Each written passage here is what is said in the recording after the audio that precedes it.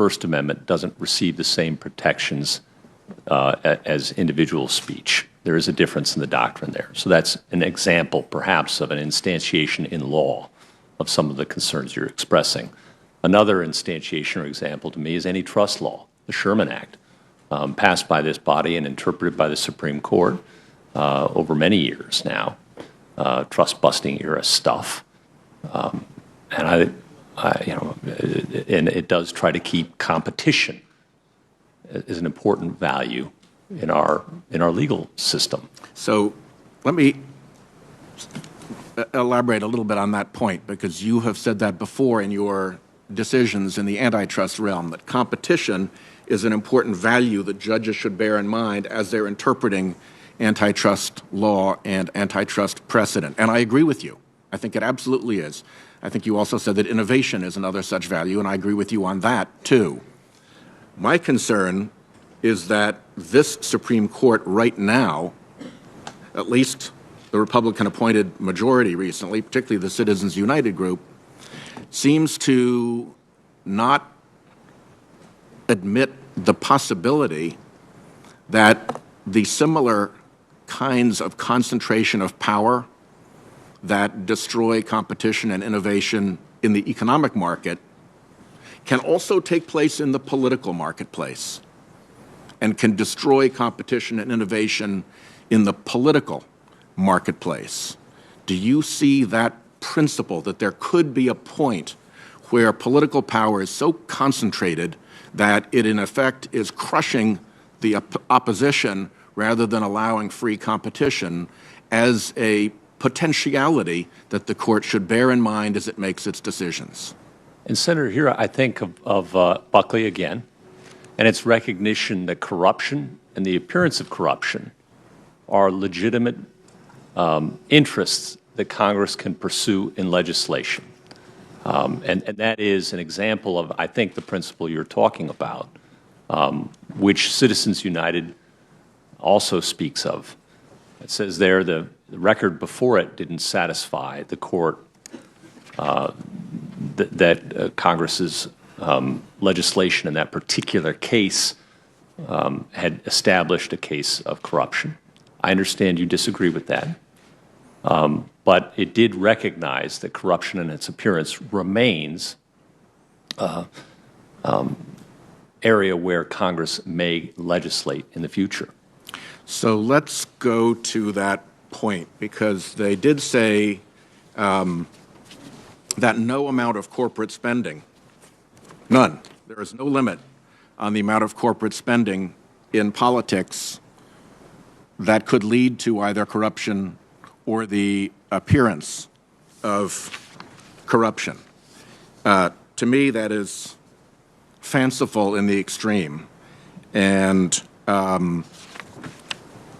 they got to that point with three, well, I would say they did fact-finding, which they're not supposed to do, but I don't want to quarrel over that point with you here, because that's not the point of my question. So let's say what they did was they made some presumptions. One presumption that they made was that all this corporate political spending they unleashed was going to be independent of candidates. That was presumption one. Presumption two was that it was all going to be transparent. ExxonMobil was going to put up the ad saying, "We hate White House because he's fighting us on climate change, and you should be with us," and everybody would know who the players were. The third is that the back and forth that this would produce would not affect confidence in government. Now, I think that the facts, reality, as it has developed since the Citizens United decision, completely belies all three of those points. All of the major candidates for, or at least most of the major candidates in the last presidential election had what they called affiliated super PACs. I mean, what does affiliated mean? It does not mean independent. So clearly, just on that alone, it doesn't even pass the dictionary test. Clearly, there's no independence. As to transparency, this whole dark money problem belies their assumption of transparency. And public confidence has crashed in government since that decision. For, among other reasons, I think when you are sitting there looking at the TV and an ad comes on that says, vote for Senator Snooks or vote against Senator Snooks, and this ad is brought to you by Americans for Puppies and Prosperity, and everybody looks around and they know perfectly damn well there is no such real thing as Americans for Puppies and Prosperity. There's no real corporation running that. There's no real person running that. It's a screen. It's a front. It's a shell for the real actors behind it. I think that is very damaging to Americans' confidence in their government on both sides of the aisle, which I think is one of the reasons why all three of the major commentators on the Supreme Court have basically described them in the modern age now as instruments of the Republican Party. And I think it also is why the majority of Americans looking at the Supreme Court think they won't get a fair shake there against a corporation. In fact, 36%, more than a third, think that the court will be much more favorable to a corporation than to a person. So the question here for you is, would you be willing, if you came to the conclusion that the independence presumption or the transparency presumption or the confidence presumption of Citizens United were in fact wrong, to reconsider that case? Senator, I've got a couple of reactions to that, if I might. But don't lose the answer to my question. No, I'm going to start with that, but there's one other observation I want to make beyond it, if I might. Okay, thank you. I'm going to promise you what I promise every litigant. And I hear a litigant before me asking for an overturning of a precedent. That's what I hear. And I hear arguments for that. And arguments for overturning precedent include changed circumstances. Okay? And that's what I'm hearing. That's the kind of nature of argument I'm hearing. That's something a judge takes seriously, of course. Always. And any litigant can come to court and argue anything. That's the beauty of our system. I will follow the law of judicial precedent in this area and every other area put to me. I will make no promise for the result in any case. That's not what judges do. We listen to the cases put to us. And for the record, it's not what I want you to do. What I want you to do is to tell me that if the proper decision is that this was so wrongly decided it should be reversed, you'd be willing to go there based on proper judicial decision-making. I will follow the law of judicial precedent in this and every other area, Senators, my promise to you. The other thing I would say that I would like to say is that two other things. One is there's room for not just further litigation, Senator, but legislation in all of these areas. If there are changed circumstances that Congress observes, it's free not just to bring a lawsuit, but to pass a bill on any of these areas. And finally, Senator, may I just finish? You finish, but then let me come back to that. Of course. The last thing I want to say is I'm distressed to hear you think that judges or the Supreme Court is an organ of a party. That to me is just, I know you feel that way. And that distresses me. It distresses me too. And I just don't. Quite a lot. I just don't see judging that way. And I don't see our rule of law that way. I don't see Republican judges and I don't see Democrat judges. I see judges. And Senator, I think the rule of law in this country works. And it works so well that to speak like that diminishes what we have. And it is, for me, a failure to appreciate the beauty of our system, that we resolve hundreds of thousands of cases a year, almost always unanimously as judges, that the disputes are limited to a fraction of a fraction of a fraction of a percent, and that once we resolve them through the dispute process of litigation and we have precedent, that settles that problem and we can move on to the next one. It's a miraculous system, really. In my time that remains, which is getting briefer and briefer, let me make 2 points. One, on the 10th Circuit, I don't believe you hardly ever have party line decisions made by your court.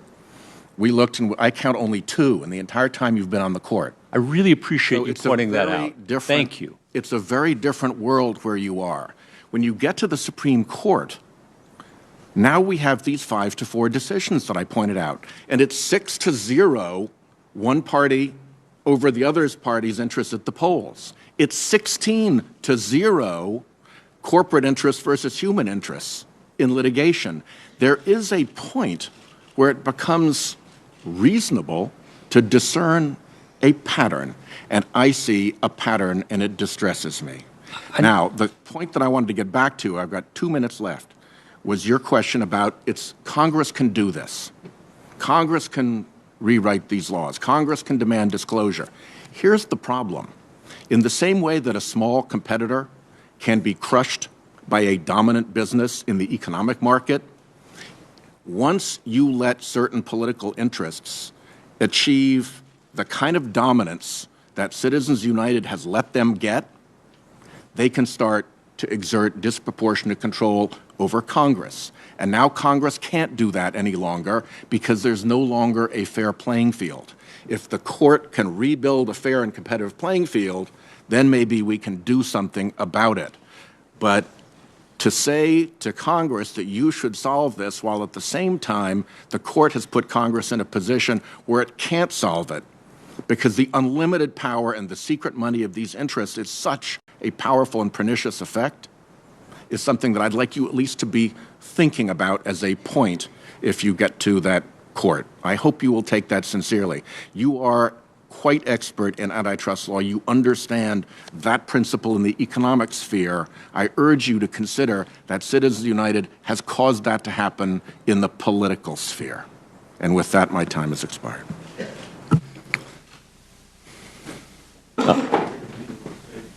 I would like to, if I might, just briefly, You Senator, can proceed. just cheer you up a bit, I hope, about the judicial process. I think that you're right that there are some 5-4 decisions. There are. But what that overlooks, I think, Senator, are some facts that I shared, I hope, with the American people yesterday. That even at the Supreme Court, where they take the 70 or 80 hardest cases every year, where circuit judges have disagreed, and even then, only about 5% of cases get to me.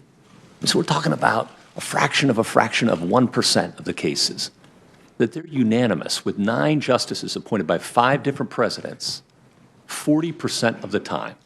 It's a remarkable thing. Look, we should be proud of it. I understand proud that, of it. and I get it. But what we have as a right is to have the Supreme Court make a fair decision in every case. I agree. Not just 99% of them, but all of them. And I think these 5-4 decisions are a problem. You said earlier that sometimes, I think I'm quoting you correctly, sometimes big corporations can capture an agency.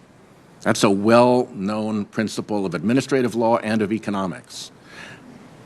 Just let's be sure that our Supreme Court doesn't get to be one of those agencies that's captured on any subject. Nobody will capture me. I hope not. We will recess now until Wow, that's a good line to recess on. until 1 minute after 1.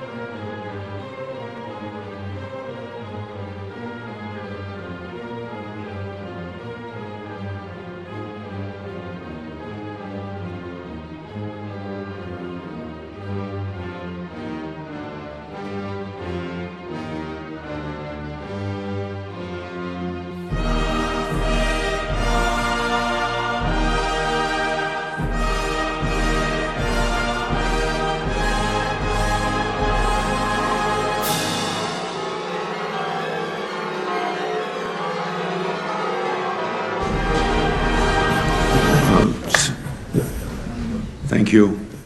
Senator Lee. Senator Lee. Thank you, Mr. Chairman. Thank you, Judge. I want to begin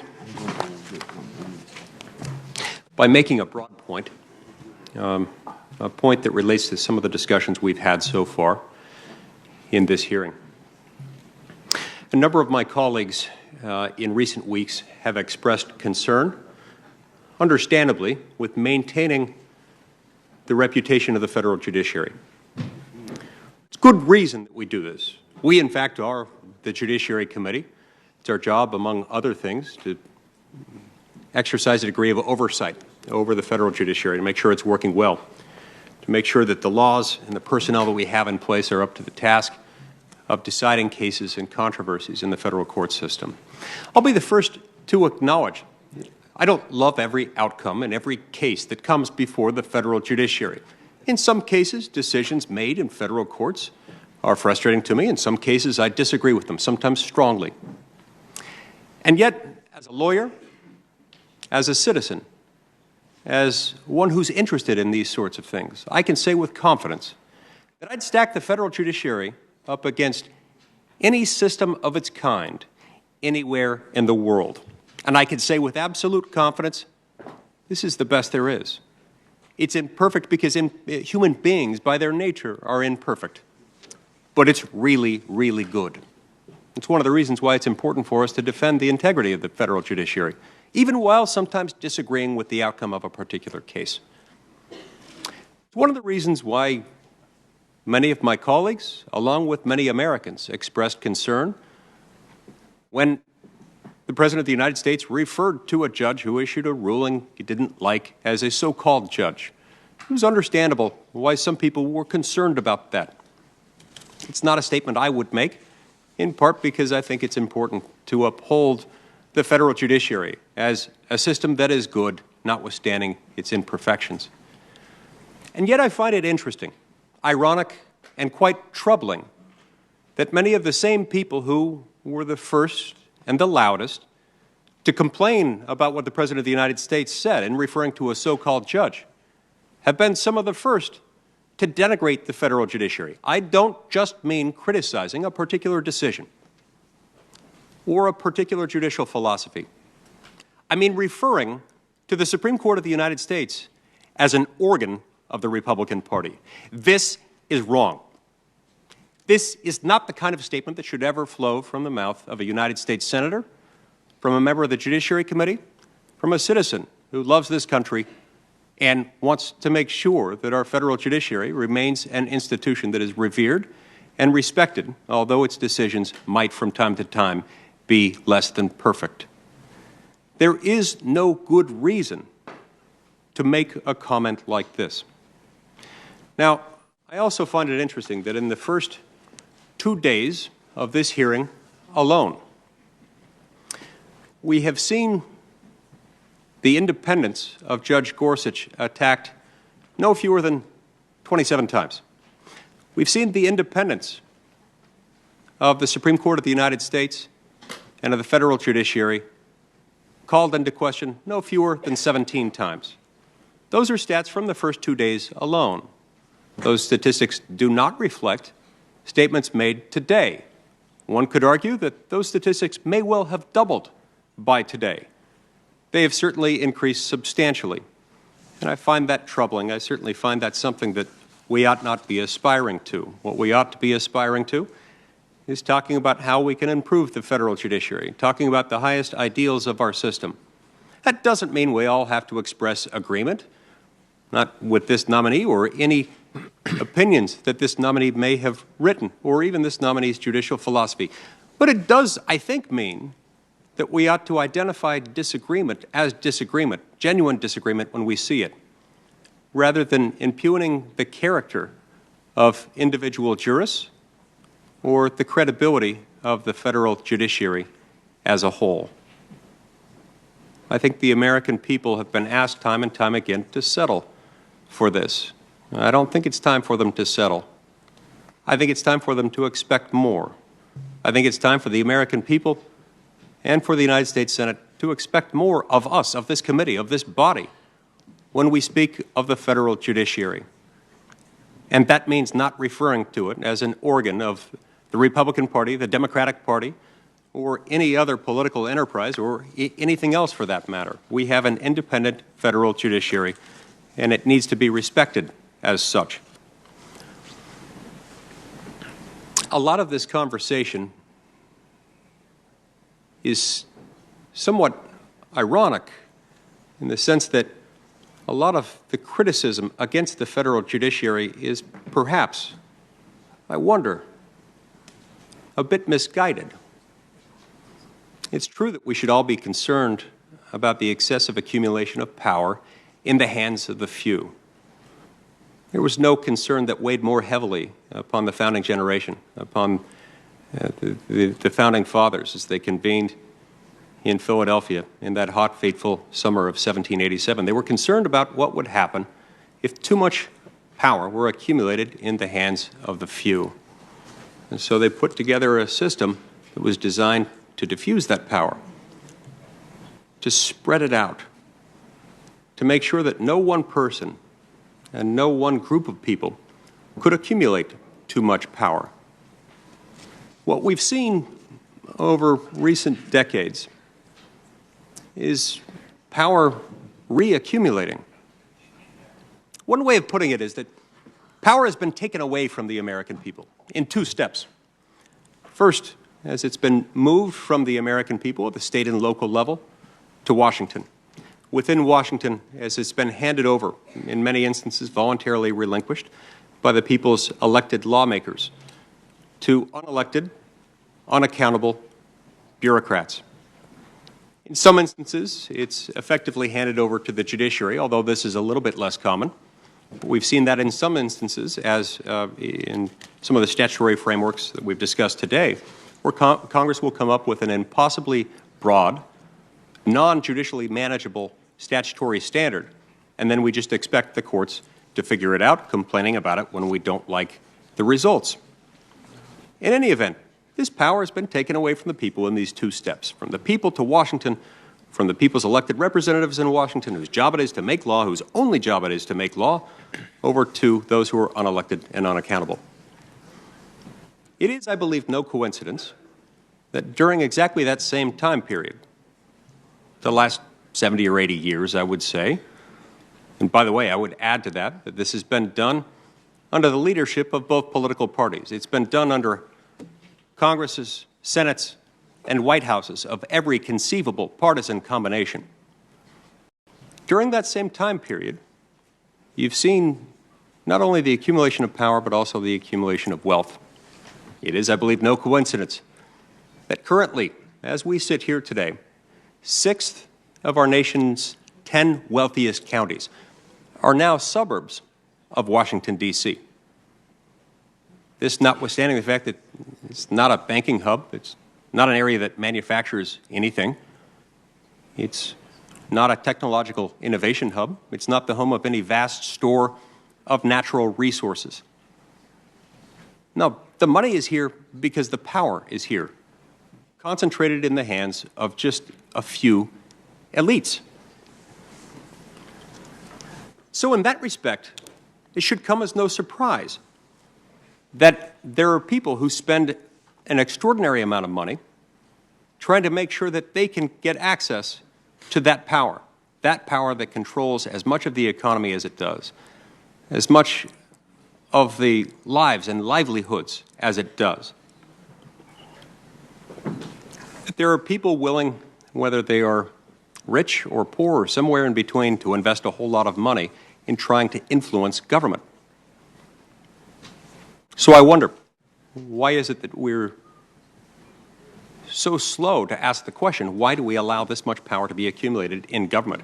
Why do we allow this much of our government to be based in Washington rather than with the people? And why within Washington do we allow so much of that power to be accumulated in the hands of the few within the administrative regulatory state? This has a whole lot to do with why we've seen the rise of super PACs, with why we've seen the rise of billionaires, millionaires, poor people, rich people getting behind political causes of one sort or another. This, of course, giving disproportionate advantage to those who have a lot of money to influence government. There are people on the left and on the right devoting a whole lot of time and a whole lot of resources, a whole lot of influential capital to doing just that. That should be concerning. That is, I believe, a symptom of the true underlying malady, which that we've allowed too much power to accumulate right here. So as long as we're asking the question of aren't these super PACs dangerous, which I think few Americans would quibble with that. I think few Americans would say, yes, I love super PACs. I think they're the best thing ever. I don't think many Americans would say, yes, we ought to have that much power that can be wielded by the rich and powerful or by political interests. I don't think many Americans would disagree with that. But we ought to ask ourselves, why is it that they have such an incentive to do this? Why do they want to spend so much of their money doing this? What is it they have to gain? And have we made it too easy for too many of them to gain too much simply by trying to influence government? But in that discussion, I hope we will never lose sight of the fact that we do have a treasure in the federal judiciary, a treasure that should never be diminished as an organ of any political party or any interest. The rule of law is a cultural norm that is not easy to establish, and once established, needs to be maintained. I hope we can do that. Judge Gorsuch, I'd like to talk to you about some of the issues that have been raised with you. You've had some members of this committee asking you to opine on specific legal issues, on specific cases or types of cases. And some have even expressed frustration about the fact that you haven't said more in response to their questions. I'd like to ask you a few questions about that and about the issues that could come along with that. And I find it significant and worth mentioning here that in a recent op-ed published in the Washington Post, 2 of your former colleagues, Judge Taha and Judge Henry, both of whom I believe are here. I think I saw them earlier today. As a lawyer who's argued before each of them many times, sometimes winning, sometimes losing, I was glad to see them here. Yes. But they issued this opinion, this op-ed about the issue of judicial independence. I assume you saw the op-ed, or maybe you were aware of it. I'm aware of it. But They wrote, among other things, as follows. I want to quote this. They said, quote, detailed discussions during the confirmation process on issues that might come before a judge are not proper. In fact, they would in all likelihood require recusals from the cases discussed. Litmus tests are not acceptable, close quote. So Judges Taha and Henry, both of whom have served as chief judges on the 10th Circuit, make an important point. If you were to rule, if you were to make a commitment today as to how you might rule on a certain issue, on a particular type of case, and if that issue were subsequently to come before the Supreme Court of the United States, and if by then you have been confirmed as an Associate Justice of the Supreme Court of the United States, isn't it possible, and in fact, isn't it likely, that a litigant could file a motion for your recusal in that case? Yes, Senator, and I really want to thank Judge Taha and Judge Henry, both of whom are retired from the bench, for having gone out of their way to write that article together and to come to Washington. And I think you're going to hear from them tomorrow. One happens to be a Republican-appointed judge. The other happens to be a Democrat-appointed judge. And again, I don't buy into those labels. They're judges. And they both led the 10th Circuit. They're people I admire greatly and esteem personally. And so you're absolutely right. I would face the possibility of a recusal motion, and I'd have to face the litigant in front of me who would say quite reasonably, look me in the eyes, and say, how can you be fair in my case when you've already opined on its contents in front of the United States Senate?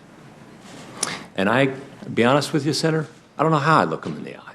And whether that means I'm on the Supreme Court of the United States and fortunate enough to be confirmed, or I go home to Colorado and those cases come before me, I'm still faced with the same predicament. Yes. And if such a motion were to come forward, it's not exactly the kind of circumstance in which you'd say, well, that would be frivolous. It's not necessarily an act of paranoid fantasy to say such a motion for recusal could be filed. No, Senator, which is why we have a judicial canon that prohibits me from opining on cases that might be pending or impending. And, Senator, there's a second reason that I think is vitally important, too. It goes beyond the parties. It goes to the integrity of the judiciary itself. If persons coming to this table, this rather lonely table in this rather big room, have to make promises or hints or previews or nudges and gestures about how they're going to rule in cases, then I don't know where we are as an independent judiciary. It's like a campaign promise for office, it seems to me. And you know what? It hasn't happened so far. The precedent in this area is strong. And I admire it. I've looked back. I'm no expert. I haven't read every jot and note. But Justice Ginsburg, Justice O'Connor, Justice Souter, Justice Scalia, all of them declined to offer hints and previews. And, Senator, I'm not going to be the first judge to come to this table and break that tradition and compromise the integrity of the independent judiciary. So that tradition, while strong, like any chain, could be damaged, could be undone by its weakest link. That's right. You don't want to be that link. I'm not going to be that link, whatever happens to me. And if, in fact, answering questions that you shouldn't answer could trigger a motion for your recusal, and if a motion for recusal that might be filed as a result of your answering such a question would not necessarily be frivolous, might end up having to be granted, that could create additional opportunities for mischief, and that people could deliberately plant questions directly posit questions, demanding that you answer them as a condition of your moving forward in this committee, questions themselves that could result in your non-participation in a particular case, thus opening this process up for manipulating that process and undermining the integrity of them both. Would that be an accurate characterization? Would I be crazy to suggest that? Senator, I should hope that's never any person's motive. And I'm not suggesting that it is any person's motive in this case. What I am saying is that if we weaken that link, that could easily become the motive, given what we know would likely be the outcomes. That would be, I think, a poor day for the United States courts. One of my colleagues criticized your opinion in Longhorn Services Company versus Perez. So I went back and looked at that case. Here's what happened in essence. Longhorn, the company involved in the case, prepares wells for fracking by lowering a metal platform over the well, inserting piping through the platform, and pumping contaminants into the well. OSHA came to inspect the well and cited the company for a couple of reasons. The company ended up challenging OSHA, and the company prevailed on one of its claims, and it lost on one of the other claims. I think it's significant that when the accusation is being made, that this somehow reflects a determination on your part or a bias on your part to favor the big guy and rule against the little guy. That's misguided. It's wrong in this case for two independent reasons. First and foremost, there is no bigger big guy than the federal government. There is no stronger Goliath than this government. It's not to suggest that its intentions are malicious. It's only to suggest that this is a formidable foe. I don't think it would ever be fair to say that someone litigating against the federal government is anything other than the little guy, especially whereas here it's not as if the business were a giant corporation known by all people. Secondly, there were two claims at issue in this case. Only one of them was one upon which the business entity prevailed. I see my time has expired, and as I would always do before your court, I will stop talking once my time has expired. Thank you, Judge. Thank you, Senator. Thank you, Senator Lee. Now, Senator Klobuchar. Thank you very much, Mr. Chairman. Good day again, Judge. I really had promised I was going to start with antitrust, but the real world has intervened again, as it does very often. And so I'm going to lead off asking about the case that was decided today by the Supreme Court. And let me start by saying I care a lot about this issue of kids with disabilities. When my daughter was born, she couldn't swallow, and for a year and a half she was fed.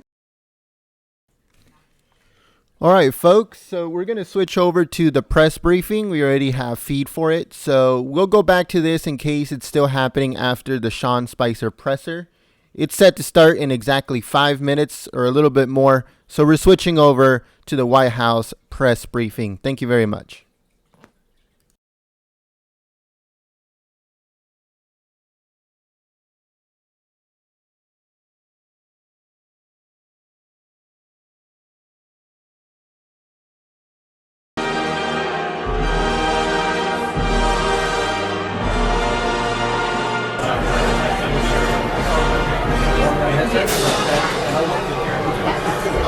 I don't know. I guess so. Cold turkey, then I'll go next week.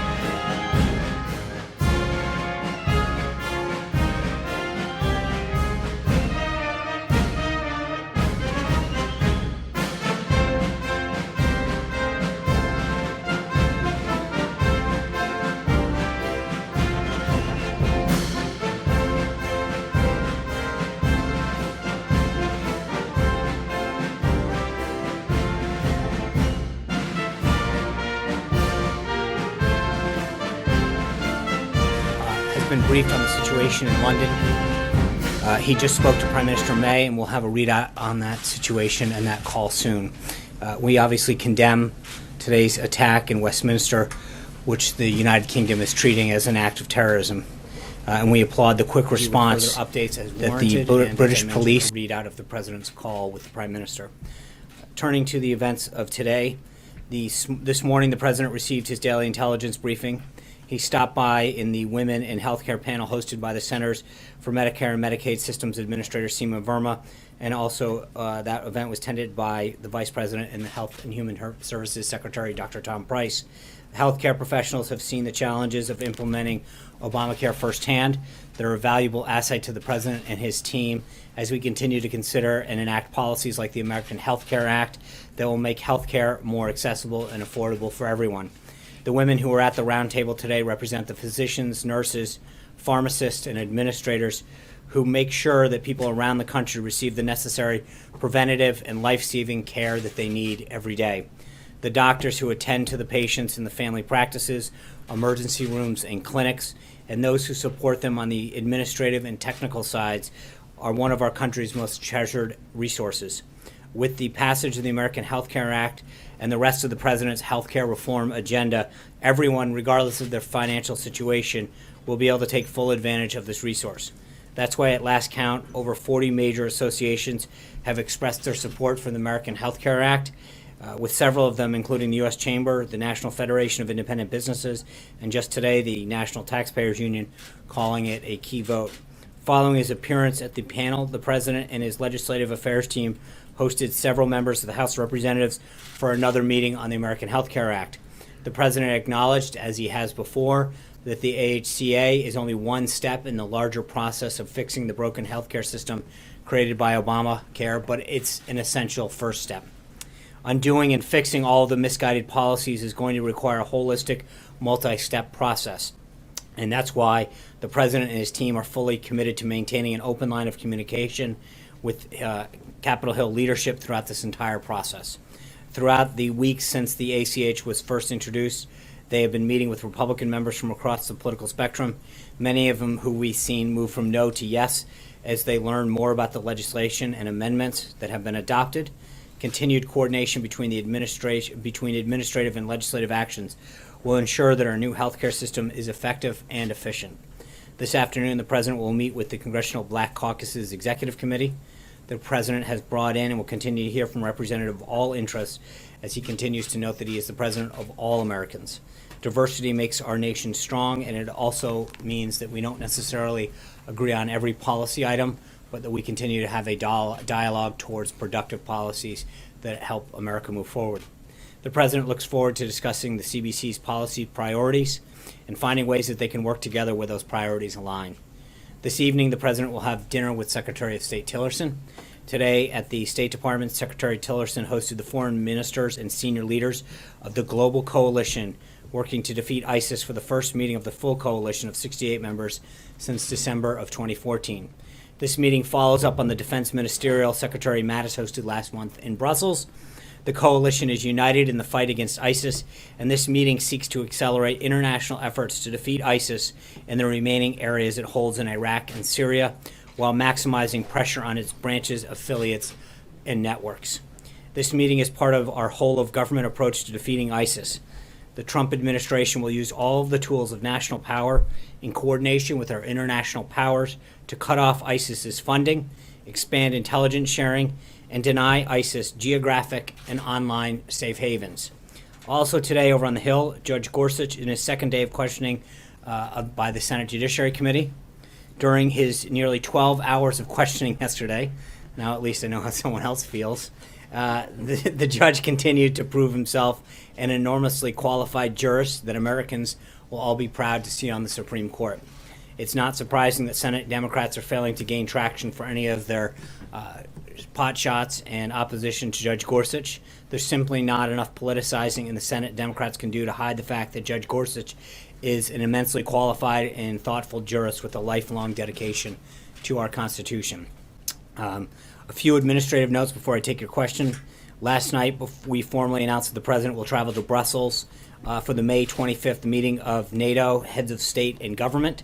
During this meeting, the President looks forward to reaffirming our commitment to NATO and discussing critical issues to the alliance, especially allied responsibility sharing and NATO's role against the fight against terrorism.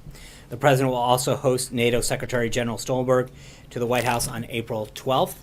Today, the President declared major disaster exists in the state of Wyoming and ordered federal assistance to supplement state, tribal, and local recovery efforts in the areas affected by a severe winter storm and straight-line winds that occurred in February. We also announced that the President will deliver this year's commencement address at Liberty University on May 13th. The President's proud to call Liberty's President, Jerry Falwell, his wife Becky, and their entire family as friends, and looks forward to celebrating the success of this amazing graduating class on such a momentous occasion.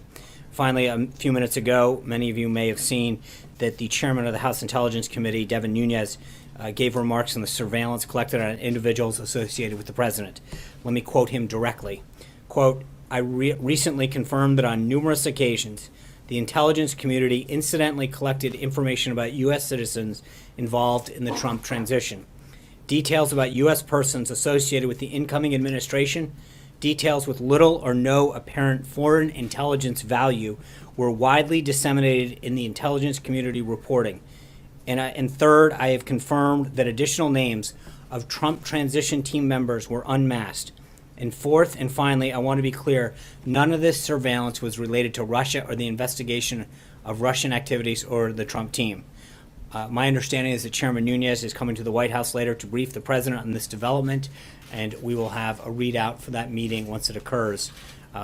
With that, I'd be glad to take your questions. Mara. Two questions, one on Nunes and then healthcare. Is your understanding that this, none of these unmasked names were leaked? I don't know. I literally read the statement or heard the statement, came out and briefed it.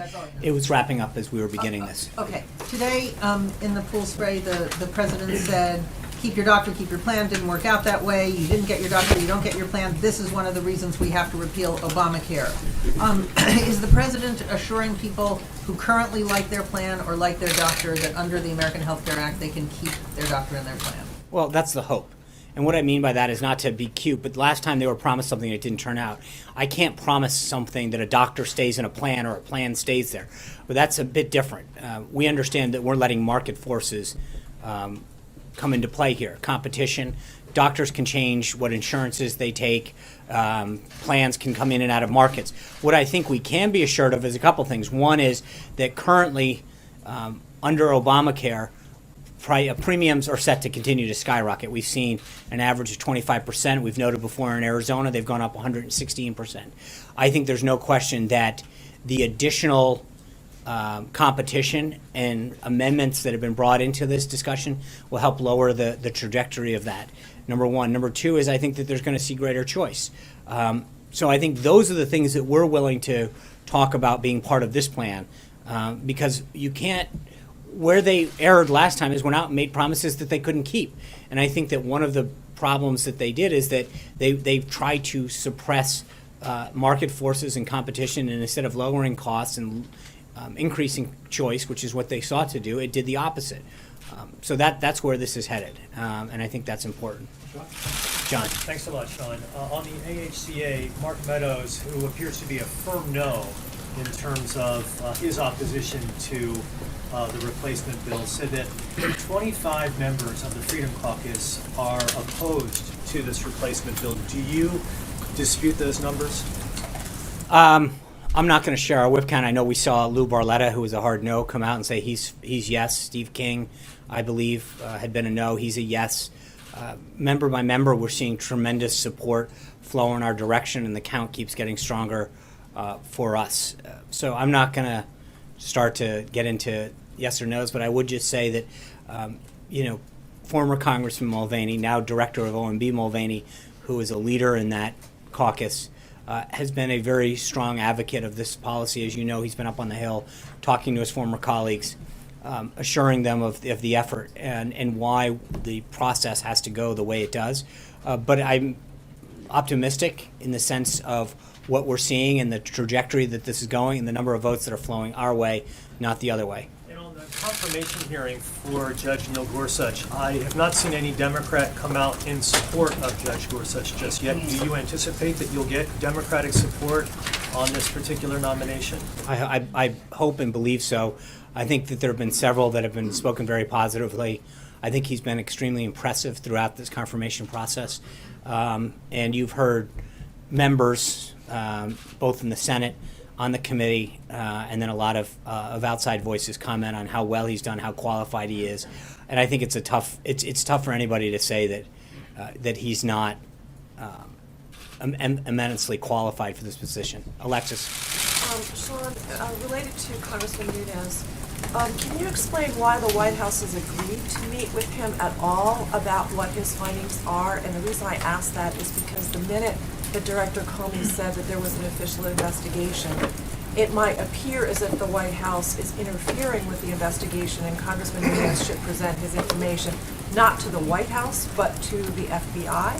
So why is anyone here at the White House agreeing to meet with him about his findings? We'll have a readout for you after that meeting. I think he did this press conference. He made the announcement that he was coming up to see the president to share these findings. I don't know who else he shared them with. I don't know, to your question, I don't know if he's briefed anyone else on it in terms of the intelligence community, either Admiral Rogers or Comey, or whether this is something they shared with him. But I think as after the meeting, hopefully, depending on the classification level, we may be able to share more on that with you. Add, is the president concerned at all that there will be an appearance immediately today that he has interfered with an ongoing investigation, whether it's a congressional investigation or the executive branch investigation, by meeting privately with a congressman who says he has information? So let me get this straight. Number one, we asked, as you know, 2 weeks ago, we said this is the appropriate venue. Number two, you guys have asked us over and over again, why aren't we meeting with certain individuals? The chairman of the committee, that one of the two committees that we asked to look into this, wants to share his findings. I don't, or what he knows. I think that is exactly how we've talked about this working. But I would leave it to Congressman Nunes to come up and to brief and share his thoughts. I don't know what his plan is. Obviously, he briefed the media before he briefed us. He went down and talked about what he had found. So, you know, it's interesting. I didn't see any complaints from you guys when he went down and held a press conference for the umpteenth time talking about his findings and what he's found. There's no complaints from the media when he shares what he's found with you guys, but when he wants to come up here and tell us this is where the investigation stands and here's what I've learned, there seems to be a little bit of an interesting double standard on that. Just to close the loop, because the president said that he had additional information that he believed the White House or he or his representatives would present related to this investigation, what Congressman Nunes has is not related to that. You're asking me questions that he has not briefed us. He has not briefed the president. You guys, as I noted, he actually went down and spoke to the media before he shared this with us. So, you know, I would ask the colleagues that ask questions more than collectively, the media has more of an opportunity to ask questions and to hear what he has to say than we do at this point. So once we have more to understand what he said, to the extent that we can, I'm sure we'll be glad to share it with you. But the media has more information than we do at this point. John. Sean, staying on that up there. Didn't we already know that there was incidental collection of intelligence involving some members of the transition team? And I point to... Not the way you guys ask the questions. I mean, you questioned us every day about what we knew, and now you're coming back to me saying, didn't we already know this? Well, no, but didn't we already know that somewhat of an effective job. Flynn was monitored in his conversations with Kislyak? Right. So we knew about that. Again, I guess my point, John, is I don't know. He made a statement, went down to the press. Until we get briefed on this, until the president gets briefed, I don't know what he knows. And so to ask, until that occurs and until we have the ability to share some of that in an unclassified nature, I don't want to get ahead of it. I don't know what he knows. That's why apparently he's coming up to share his findings with the president. At least that's what he said. Again, let's wait and see how this unfolds. And on the American Health Care Act, Mark Meadows says they don't have the votes. They need to start over and do a new bill. That sounds like you're in pretty serious trouble. No, that sounds like one member's opinion. As I mentioned, who represents a large contingent. No, but again, I just named a few of the members that are part of that caucus that are come on board. I think that, look, every day you see more and more of those members from that caucus and throughout the entire conference expressed their support for the bill. The president was up yesterday for a while talking to them. We've had members in. The vice president's been actively engaged, Mick Mulvaney, Reince Priebus, Mark Short, and Rick Dearborn, who lead our Leg Affairs team. These guys have been flooding the Hill. They've been on the phone and having meetings with them. There's been a series of members up here all day. I think the trajectory is going very well for us. And Heritage Action says you can easily fix this bill simply by removing the regulatory framework, the tax credits, and all of that, and you'll get massive buy-in from conservatives. But can you do that? There's certain constraints that we have in the reconciliation process. And, for those who are steeped in the arcane rules of the Senate, there's a thing called the Byrd Rule. And it does not allow policy to be created. It has to do with the budgetary nature of that vehicle to get that's sustainable at 50 votes. Right now, there are certain things that I think a lot of people would like, but that will not potentially get ruled in order by the Senate parliamentarian. So I understand what people want, but I think that we have created a vehicle to get this done. This is the only way that we will repeal and replace Obamacare. And again, I think people have to recognize that there is a three-step process to doing this. This is exactly how the Democrats enacted it, and this is exactly how we will unwind it and implement a much better system. That's it, plain and simple. Margaret. Sean, I know you can't get ahead of Nunes, but what he said was incidental legal surveillance using a FISA warrant, which would So that's not, he didn't, I don't believe he said FISA warrant. He did. Did he? Okay. He did.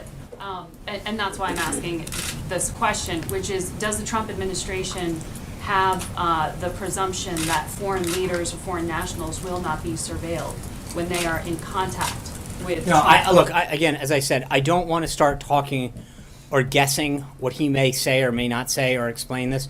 I think that we will have more information, or I hope to have more information once the president is briefed, and to find out, what else has gone on in terms of additional information on this. But I do think it is a starting revelation, and there's a lot of questions that need to get asked. I think it's interesting. All of the questions are in the presumptive negative towards us, as opposed to, why was this taking place? Why were people surveilled? Ostensibly they were involved in the campaign. Because it's not. The question is What was your presumption that foreign nationals? Well, no, it's not a presumption. Actually, I'm not the one. Right. Respectfully, I'm not the one with the presumption. You guys are. I haven't come up here presuming anything. I actually started my comments off by saying that I presume that foreign nationals are being monitored by U.S. intelligence when they are talking to. Okay, and then I think the question. Then I think there's a series of questions, which is how many times was an individual picked up? Why were they picked up? Were they unmasked? Again, a lot of this, if they're picked up during a FISA warrant, is that American citizens are prohibited by law from being unmasked, from, quote, having their name put out there. Why would someone's name get put out there? What ways were they described? There's a lot of questions that need to get asked. Those are the relevant issues that need to get asked. How many times was one individual followed? Did their name get unmasked, and why? But there's a lot of things that need to get followed up on. We're not at that position yet, as I've said now multiple times. The chairman's going to come up here, brief the president. I don't know to what extent and to what detail, but hopefully as we move forward, we will have more. Is this what you've been, because you've said there's more information to come, Is this what I don't know. I don't know. For the 8th time, we don't know what he's going to come up here and explain and share. And until that happens, for me to talk about where we think this is headed, again, we're not in the business of trying to get to this point yet. We say this is what they have. We've asked that the investigation be conducted and that people gather up information. What they have and to what extent, we'll know soon. April. Sean, I have a series of questions on the topic. Gwen Carr, the mother of Eric Garner, met with an official here at the White House yesterday. She's looking for fairness and justice in her son's case. What should we expect to come out of that meeting with this White House official? Should there be a push to make sure that there is an indictment of the police officers? That's a Department of Justice question, and I think that for us to get involved in a specific case would be highly inappropriate in terms of trying to guess what the outcome of a case should be. Well, along that line, the official, according to Ms. Carr, reached out to the Department of Justice, the Civil Rights Division, had the wrong number, called another department and had the right number. Now, in previous administrations, to include the Obama administration and other administrations, the Department of Justice had limited the numbers of people to call over to the Department of Justice. Has the Attorney General, this Attorney General Sessions, changed that memo? What has he done in reference Well, it would have to be reissued. That's a separate issue in terms of every Attorney General issues a memo going back to, I think Mukasey was the first one that maybe post-Watergate. I'm trying to remember who issued the first one, but it has been a practice of, I think, almost every Attorney General to issue a memo spelling out the procedures that officials in the Justice Department contact the White House and who they can contact and the nature of which and what their exceptions are, et cetera. Those memos get crafted by each administration, by each new Attorney General. I would refer you back to the Department of Justice on the status of that under this Attorney General. So how many officials here have that right to call the Department of I Justice? don't know. Even Again, if it's for a I would refer you to the Department of Justice. But was there wrongdoing in this effort to I call don't, over to the I Department don't of know. Justice? I don't know the nature of, I'll have to look into what you're asking, but I would again refer you back to the Department of Justice. Hunter. Yes, thank you, Sean. I have two quick questions. Last November, President Trump dismissed reports he was trying to obtain security clearances for his children as, quote, a typically false news story. Now there are reports Ivanka Trump is indeed attempting to obtain a clearance. What changed there? Well, at the time, it was not true. I mean, she wasn't obtaining a security clearance. So it was not accurate then. There was no, I think we addressed it during the transition. An official had actually just inquired. There was no actual attempt at the time. The official in question was removed from the transition team. They had merely made an inquiry into what it would take to get an SF-86 process moving forward. No paperwork was ever drawn, no account was open, and that official was let go. At this time, as I mentioned yesterday, Ivanka has decided to go above and beyond and act in certain ways to ensure that she complies with certain rules by maintaining the Federal Records Act, getting a security clearance so that if she is privy to any information that is classified, she has to abide by the same rules and regulations in terms of being in a room and how it's handled, et cetera. We've taken appropriate measures to do that. I mentioned the statement yesterday, and we'll stick by it. And John? a second question on Paul Yeah. Manafort. Yeah. The Associated Press has published a report based on documents that he had a plan to, quote unquote, benefit Vladimir Putin for a client. And with him back in the headlines, I'm just wondering if you still stand by the comment that he had a, quote unquote, limited role in the campaign. And if you could explain a little bit more about how spending months as the campaign's top official is a limited role. Yeah, thank you. I've tried to avoid commenting. I know I've talked to a lot of you about the individual stories, but I think obviously this one's started to catch a lot of buzz. So to comment briefly on this, I think nothing in this morning's report references any actions by the president, the White House, or any Trump administration official. I think that's got to be clear from the get-go. The report is entirely focused on actions that Paul took a decade ago regarding, he's a former advisor of the campaign, and the actions that came to light this morning are about a client that he had last decade. I know I commented on this the other day, and clearly I should have been more precise with respect to Paul's role. So let me clarify this and kind of go through the facts. Paul was hired to oversee the campaign's delegate operation. He had played a significant role in the convention and delegate operations of 4 previous Republican nominees: Bob Dole, former Presidents George H.W. Bush, Ronald Reagan, and Gerald Ford. And to be clear, he got the job done on the delegates.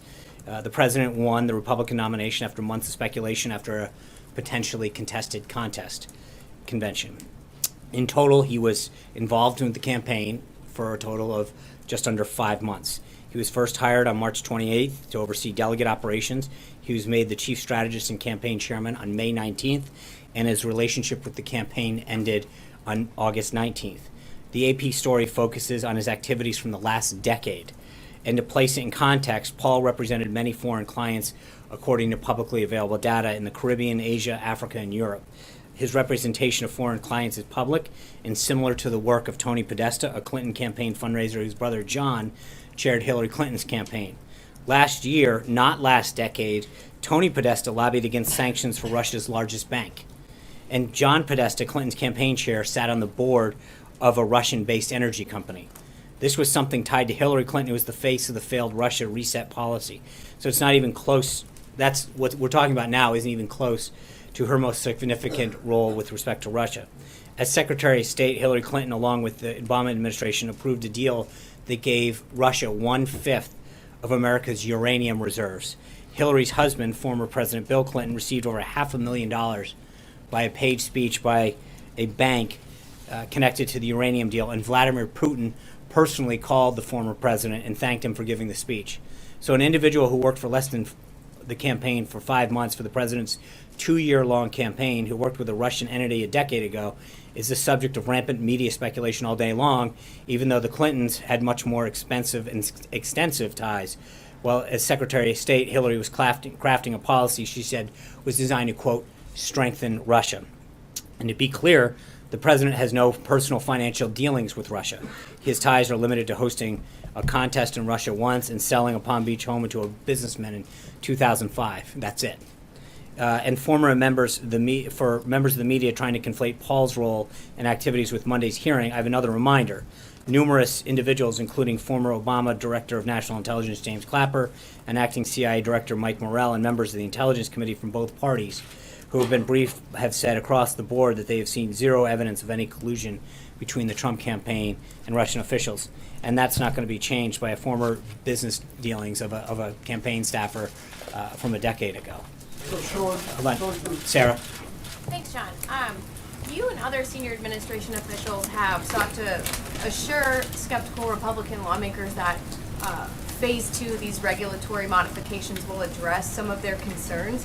So what is Secretary Tom Price waiting for? Why not roll out Phase 2 now if the vote is looking like it's going to be a very close margin? I think in some of those cases, it's tied to, it's all one package, and that's why I think you saw some of the stuff he is working on, some of the stuff he is doing, but I think the important piece is to get the Phase 1 part of it done.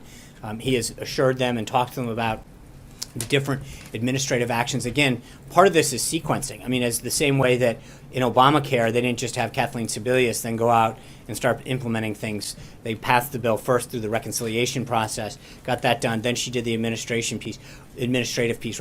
We're doing the same process because of how some of the sequencing has to occur. And then the same thing on the legislative front. We've introduced in the House, all of those pieces of legislation have been done. Leader McCarthy has started to talk about them, that do all of the prong 3 stuff. So a lot of it is coming together, but part of it is a sequencing aspect that needs to get taken care of. But we are moving in the right direction. Can I go to John DiPietro for the first question on Skype? Yes, good afternoon, Sean, from UADK in Newport. Sean, we've had a lot of members of the media say that President Trump is to be the president to all the people. What does the president say about the nonstop partisanship? Yesterday, you had Rhode Island Senator Shelby Whitehouse grandstanding at the confirmation hearing. You had Elizabeth Warren, before there even was a hearing, with a big piece in the Boston Globe condemning the confirmation. You had Rhode Island Governor Gina Raimondo boycott the inauguration while she continues to fundraise around the country. What does the president say to frustrated Trump supporters who don't feel they're getting proper representation on the local level and in Congress?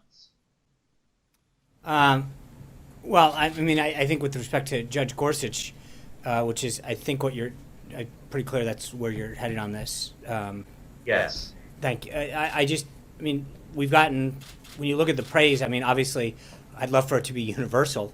And while we've gotten bipartisan praise from pundits and former law clerks of both parties, high number of jurists and former, people, legal scholars, members of Congress, we're not going to win everybody. And I think that Democrats have tried to score some points on the committee. They've largely fallen by the wayside. We've seen very high praise for him. So I would just suggest that anybody who's got a problem with him, I'd love to hear it, because so far most of the issue, no one seems to have a problem with his academic credentials, his record, or anything else. So I just, I'm pretty buoyed by a lot of what we've seen come out of Capitol Hill with respect to him. Blake. Sean, thanks. If you take the House Freedom Caucus at their word, Mark Meadows at their word, there are at least 24 or so who are no's. So how do you get from this point right now, policy-wise, to tomorrow, something, anything that maybe might flip that? I think we're doing it. I mean, we piece by piece, member by member, we're getting there, and we're getting much closer. The last couple days, we've continued to do that, but then today alone, I mentioned a couple of the other members.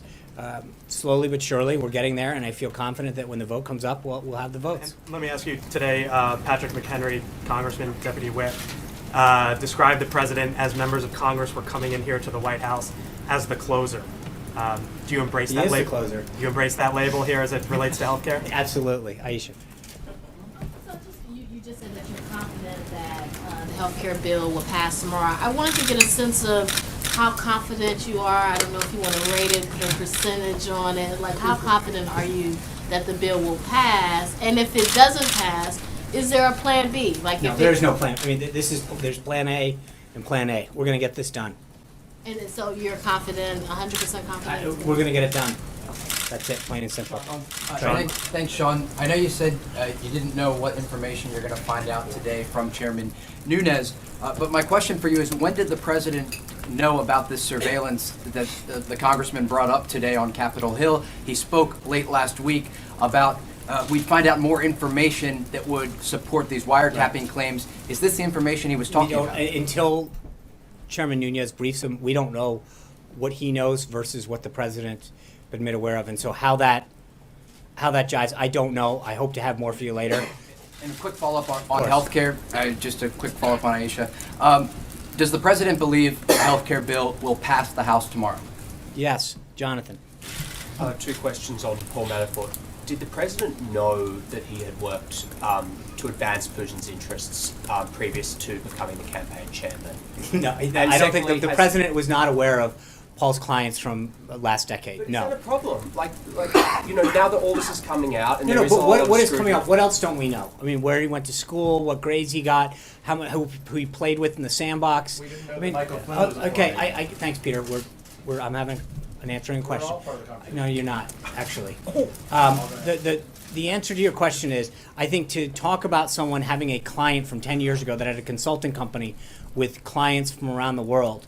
Paid millions of dollars to advance Putin's interests. I don't know what he got paid to. If you listen to what Paul, the documents hold say, on, I understand. I'm going to answer your question if you give me a second.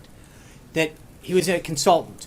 He had clients from around the world. There is no suggestion that he did anything improper but to suggest that the president knew who his clients were from a decade ago is a bit insane. He was not a government employee. He didn't fill out any paperwork attesting to something. There's nothing that he did that suggests at this point that anything was nefarious. He was hired to do a job. He did it. That's it, plain and simple. I'm just saying, given that it was such a focus, and you brought it up just then with Hillary Clinton, that these were corrupt arrangements, and the Clinton Foundation was described as a criminal enterprise, and there was all this discussion of Russia, and you've correctly There's a big difference between. There was dollars. I'm not conflating the president. I'm just asking: is he disappointed now that he's found this out? That there was found out what, Jonathan? That he had a client over a lot of money. In the past decade. He had a client, and you're worried about what? That he held. I mean, he was doing work to advance. I don't know what work he was doing. So to suggest that just because he had a client in the past decade, that no one's suggesting was anything improper. He was hired to count delegates, which is what he did, and he was successful at it, as he had done for George Herbert Walker Bush, Gerald Ford, and Bob Dole. He was hired to do a job, and he did it fine. So, Stephen. John, why did the president fire Paul Manafort? Well, for two reasons. One is I think that there were some issues coming up with his ties to Ukraine that were becoming a distraction, and secondly, he was, I think, 16 points down at the time. And he was down in the 20s in women. And I think the president recognizes that he needs to make a change for those two reasons. Second question on healthcare. If, as confident and as optimistic as you are, if at this point tomorrow you don't have the magic number, should the speaker pull the bill from the floor? No, this is it. If you want to see Obamacare repealed and replaced, this is the vote. This is the time to act. This is what people have told the American people is going to happen. This vote needs to happen. If you're waiting for your chance, this is it. We need to act. Cheryl. Thank you. Wall Street appears to be getting a little nervous about the possibility of tax reform this year. Can you say definitively that the president will present a package of tax reforms this year? Yes, Darlene. What time is the president expecting to meet with Chairman Nunes this afternoon? I was walking out as the chairman was reiterating. I literally heard him on the streaming, like on the his comments as he was saying them. So I don't know that it was scheduled. The president was wrapping up a call with Prime Minister May at the time that I walked out, so I don't know what was scheduled. And was there any consideration given to not meeting with the chairman, given the appearance? I don't know. I just know what the chairman said he was doing. I walked out of here before anything had been finalized. He was still wrapping up the call with Theresa May at the time. Zeke. Hey, Sean. You said the president's the closer. There is no plan B. Tomorrow is it. So if You've done a very good job, Zeke. You guys better be careful. It's going to work. So if tomorrow night's outcome doesn't go your way, if the vote fails, what should we then read into the president's ability to negotiate and close deals, the White House's ability to plan any sort of legislation and the legislative calendar? Look, and I know what you're trying to get me to, but we feel very good about the trajectory of this. Members continue to come with us. The numbers going higher and higher, not lower and lower. So the trajectory is great.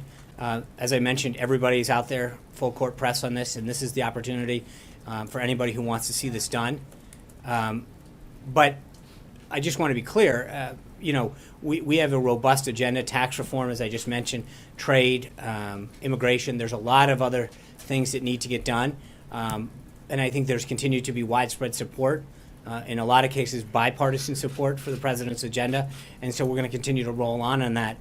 But we feel very good about where we are now. Mark. I was going to ask, in terms of after the vote tomorrow night, for those Republicans who decide to not support the White House, what kind of relationship, any change in the relationship, would they see going forward? Would they expect to see it maybe a primary challenge later on, or is this one of those things where they can vote their conscience if they really believe this isn't the bill?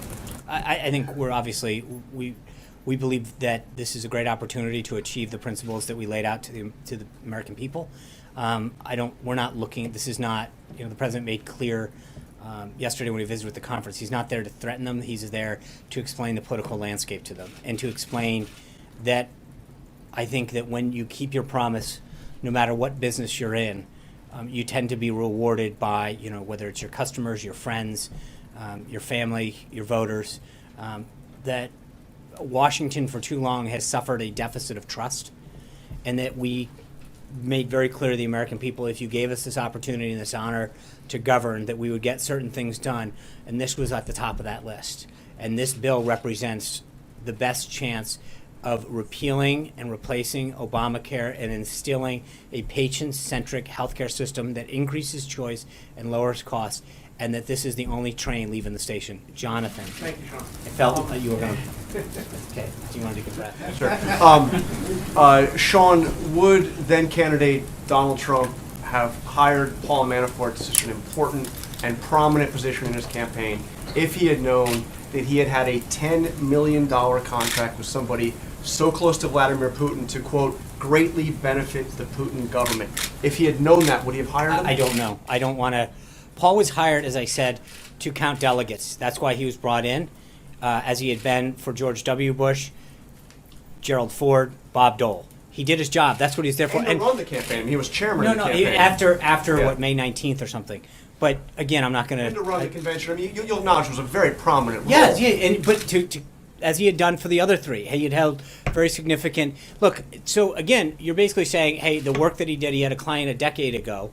Would he have? I don't know the answer to that. $10 million to promote the interests of Vladimir Putin. I don't. The answer to your question, I don't know. To look back right now and to say, if we knew now what we know then, would we have done things different? I don't know. That's a question that the president would have to weigh at the time. But he definitely didn't know.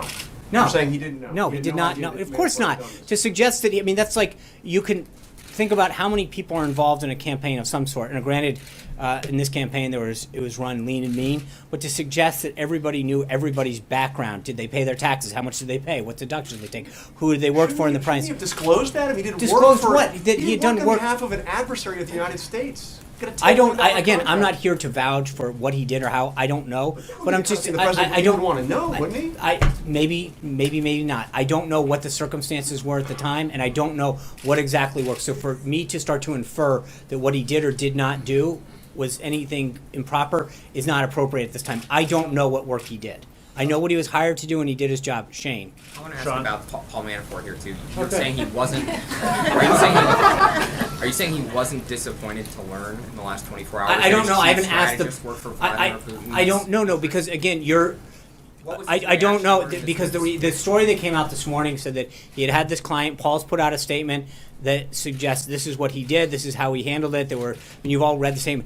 We have not spent a ton of time going to investigate what he did for that client a decade ago. Is the president I disappointed really have not discussed the president's with everything. I know what he's made very clear. He hired him to do a job.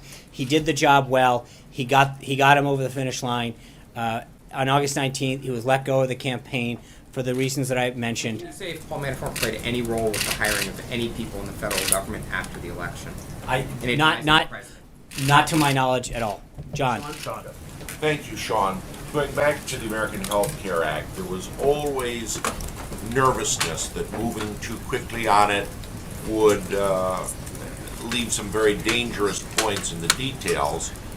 Several publications, including Sarah's, reported today that as a result of a change of a few words, veterans who benefited from a program called Veterans Affairs or had the option of getting tax credits would now get neither under the new legislation, and that 7 million veterans would be cost health care.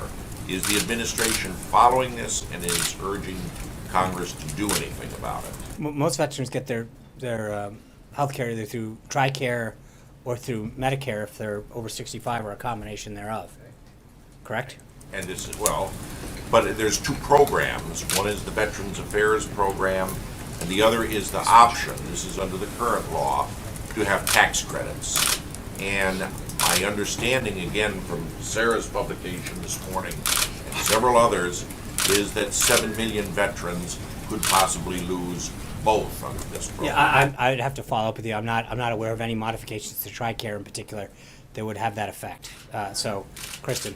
Sean, thanks. On Monday, the president accused former President Obama and Democrats of rushing through the health care law, jamming it through, when in fact they actually debated it for about a year.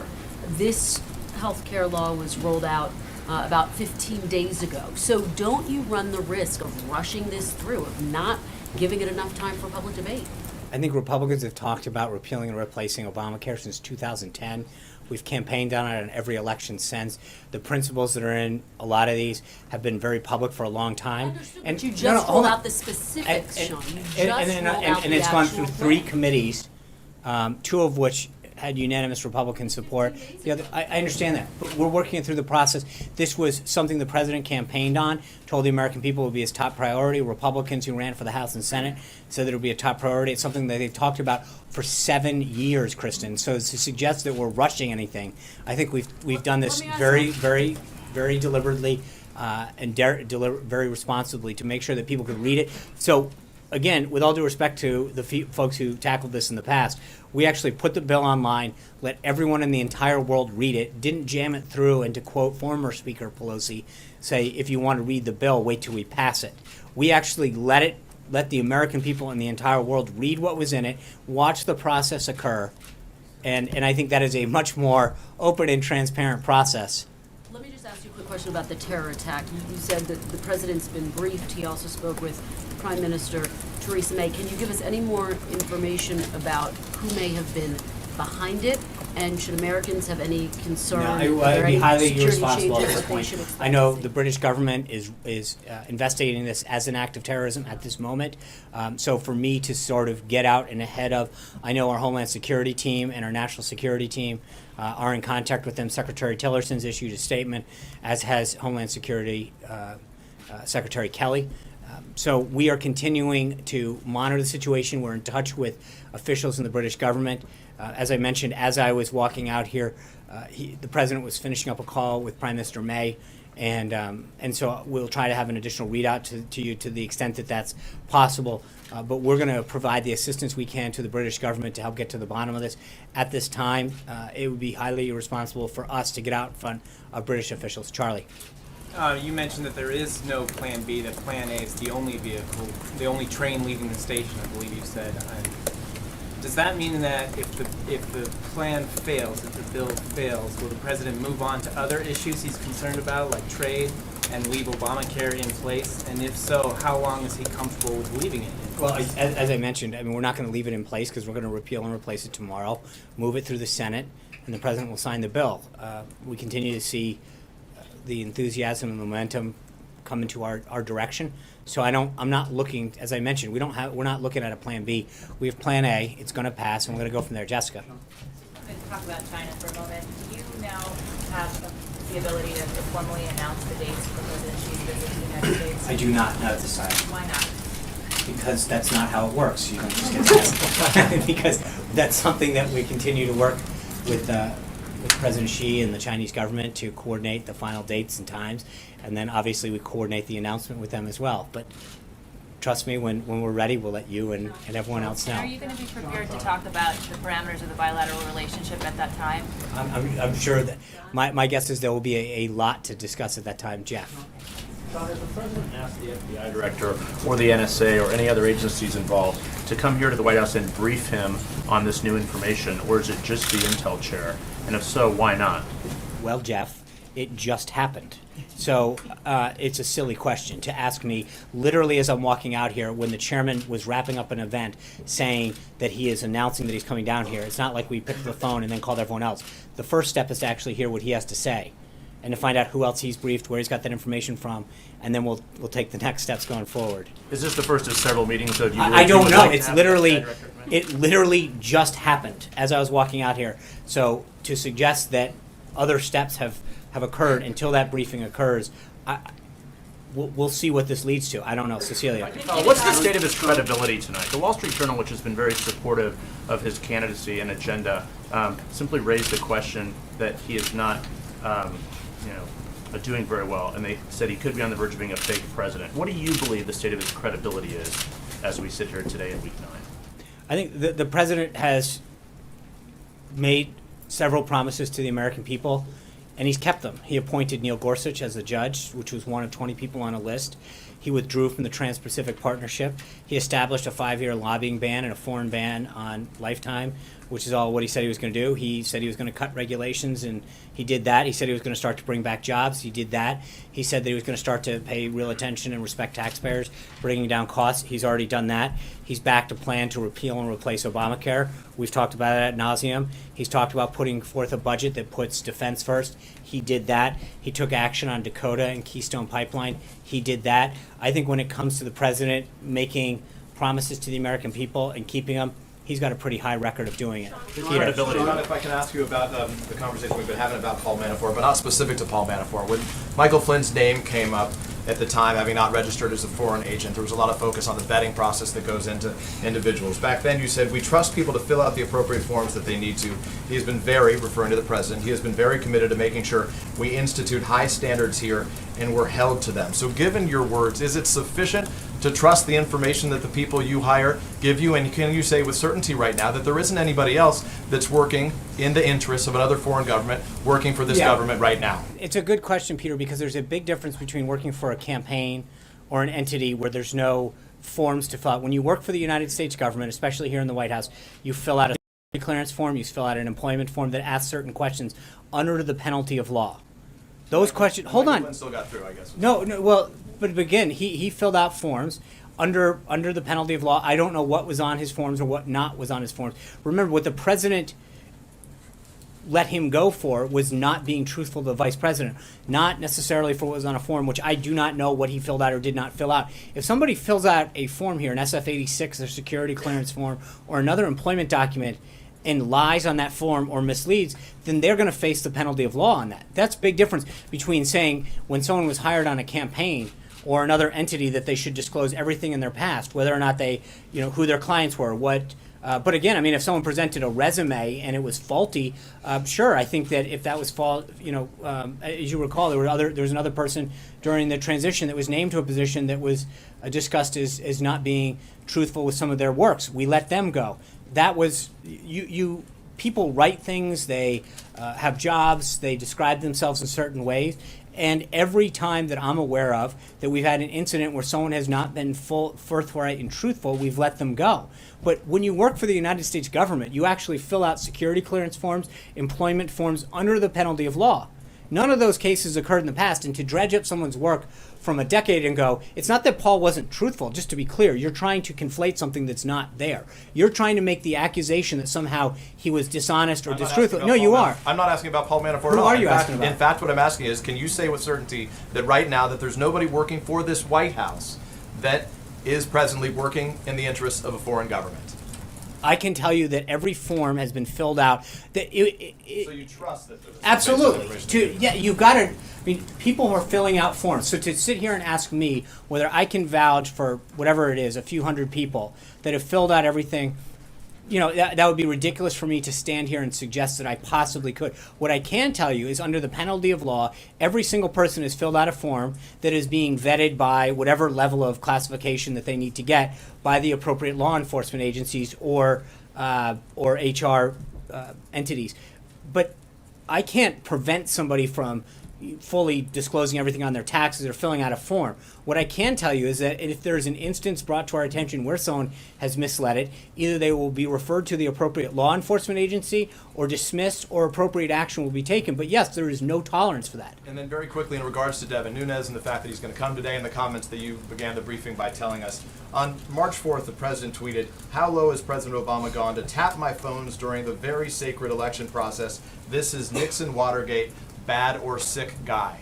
Does the president stand by his statement that President Obama is a bad or sick guy? I think the president's tweets stand for themselves. So We've he talked thinks about he's hold a on. sick guy. I'm going to answer the question. Okay, If you can so you actually, said it stood for itself.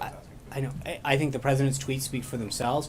As for the rest of the tweets, let's see, as we've mentioned before, how this process evolves and what information we can further gather out. Sean? Thanks, Sean.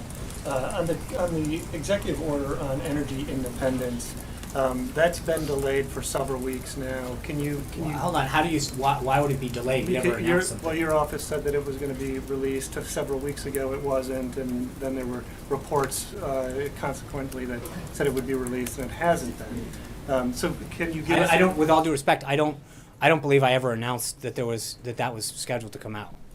Okay. Can you tell us when it will be released? No. And can you? and also, In it addresses the Clean Power Plan, which is the Obama-era climate change regulation. And there is apparently no replacement opportunity in that executive order. I'm going to cut you off here. We've discussed executive orders in the past. I've told before, until they're ready to be announced, I don't comment on the scheduling or the policy question. I know it is, but you're asking me the contents of it. It's not a policy question. No, this is. I just haven't been able to finish my question. Okay. Thank you. So apparently there's no replacement for it. That is the answer to a Supreme Court ruling in 2007. Does the administration feel that it is legally bound to regulate greenhouse gases? Let's wait and see what the executive order says or doesn't say. I don't want to get into. I understand the question. I'm not getting ahead of this at this point. Sean, will President Trump hold a news conference on the attack, and also on his upcoming travel? Do you have any guidance on other rallies that he may have? Because that's where he sends his message out to the American people, including social media. He sends his message out in a lot of ways. I would, if there are rallies, then I would refer you to the campaign website to get updates there.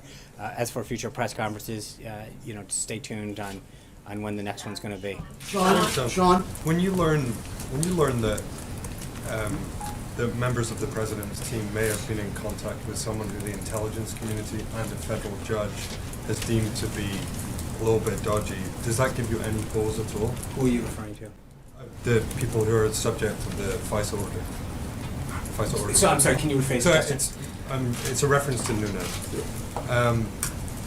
Members of the president's team, whether it's the transition or the campaign, are said to have been in contact, been picked up by when they were in contact with someone who was the subject of a FISA order. Does that give you any pause at all? I don't know. Given the things that you haven't known before about Manafort and Flynn, etc. Not until we know further details. I think to get ahead of what we suggest, what we know. Until we know what the chairman's going to brief him on. For me to suggest what he is going to reveal to him about whom and when and how would be inappropriate at this point to comment on. I'm going to go to Elizabeth Crisp out of Baton Rouge, Louisiana. Hi, Sean. Thanks. Last year, Louisiana suffered one of the worst flooding disasters in our nation's history. Today, thousands of people remain displaced and communities are struggling to rebuild. With support from the Obama administration, the state received about $1.6 billion in flood assistance through the CDBG program. The state's seeking $2 billion more federal aid, and our governor has asked for President Trump's support. So my question is twofold. What is the Trump administration's position exactly on the federal government's role in long-term disaster recovery efforts? And also, can Louisiana count on this administration's support for additional flood recovery assistance? Thanks, Elizabeth. I believe the process works such that the governor makes a request to FEMA. FEMA then puts it through the process. I'm not aware of what the request is or where it stands in the process, and I'd refer you back to FEMA on that. This is actually this is aid separate from FEMA. Okay. It's the long-term part. Okay, so I know that the budget that was just presented allows for substantial funding for humanitarian assistance, including disaster, refugee program funding in priority areas. I think at this point the budget process has just kicked off, and we will now begin the process of working with Congress on watching them draft a budget and talk about our priorities and where they go forward. The president will have a full budget out in May. And so that would be an appropriate time to do that. But I would refer you back to the governor at this point and figure out where that stands in the process. Cecilia? Can you say today with certainty that Paul Manafort never tried to pressure or encourage the campaign to take on a more pro-Russia position on any issues? Not that I'm aware of. I can't. But there's nothing that suggests that was the case. And on Nunes, from what you know about what he has said so far, is the White House viewing this in any way as vindication on the president's wiretapping tweets? I would refer you to his comments specifically. Until we know what he's going to brief the president on, I don't want to have to get ahead of this. I think, obviously, the suggestion that he made that people were what they call unmasked, meaning that an American citizen who's caught up in a surveillance has, by rule of law, has their name protected. The idea that individuals' names were unmasked and let known raises serious questions. Why was that name unmasked? What was the intention of doing that? There's a lot of questions that I think his statement raises, and I hope that we can continue to get to the bottom of. But right now, we're not there yet. I think that there are a series of questions that need to get answered as to what happened, why it happened, and hopefully we will be able to share more with you going forward. Todd? Thanks, Sean. On the border wall, the president's budget blueprint calls for a couple of dozen lawyers who are going to be dedicated to acquiring land. And I think people are wondering just how aggressive the eminent domain effort is going to be and how that squares with respect for private property rights. As I recall, during the Bush administration, similar efforts were undertaken to secure the appropriate property that would be where a fence or a wall, in this case, would be. So this is nothing new. This is the government doing what it has to do to protect its borders. I think there's nobody in America, and I dare say the world, that didn't believe that the president was committed to building a wall. And I think that we're going to take the steps necessary to fulfill that promise to make sure that we have to. So I know that the steps are starting to take, both in terms of the funding and the administrative steps, to see the president's vision fulfilled on this pledge that he made to the American people, and we'll go from there. Is there any update on how the wall will be financed? I think both the 2017 supplemental has some initial funding in it. The 2018 budget does, and has two. I'm talking about where the money will come from. Right, and I think that we're going to continue to do it. Right now, the initial funding that was put in place will allow it to begin. The president's made very clear that using existing resources we go forward. There'll be continuing discussions about the financing of the wall, both in terms of how we will pay for it and who will be the source of that payment. Has he given up on Mexico paying? No, not at all. Thank you guys very much. I'll see you tomorrow. We'll try to have updates on the subjects that are currently pending. Thank you.